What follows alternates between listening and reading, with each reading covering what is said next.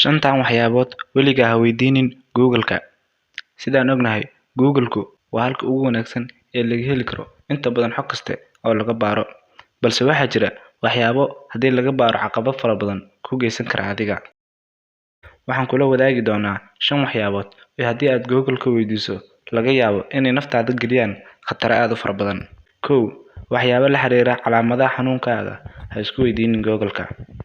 Sababtoo ah waxaa jira website fara badan oo ku jira Google-ka balse aysan gacanta ku hayn dhaqaatiir, kuwaas oo laga yaabo haddii aad weydiisid xanuunadaada inay kuu soo bandhigaan cudurro waaweyn. Weligaan ha isku qaadanin dawooyin aad ka qaadatay ama aad ka dheehatay Google-ka. Lambar 2. Waxyaabaha la xiriira xayawaanada khatarta ah weligaa ha isku weydiinin Google-ka.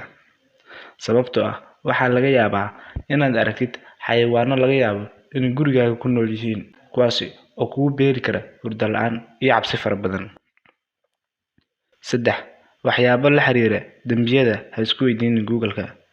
Sababtoo ah waxaa laga yaabaa haddii aad weydiisid Google-ka sida bam loo sameeyo ama shandadaha lagu qaato bamka inay kaaga imaato dhibaato fara badan. Ha ka soo degsanin Google-ka application-yada Android-ka ah. Sababtoo ah waxaa jira application fara badan oo kuwa saxda ah ee Google-ka la soo geliyo. Waxaa jira hackers fara badan oo sameeyay application been abuur ah oo ay ku jiraan barnaamijyo xadaya xogtaada, misna ayaga siinaya ama suurta gelinaya inay xogtaada la socdaan iyo dhammaan dhaqdhaqaaqyadaada bangiga. Sidoo kale, Google-ka isku weydiinin waxyaabo la xiriira cudurrada maqaarka.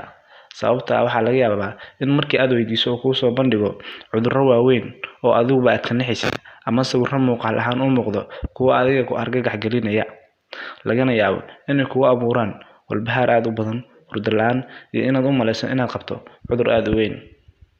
Haddii aad ka heshay muuqaalka, fadlan like garee, naguna soo biir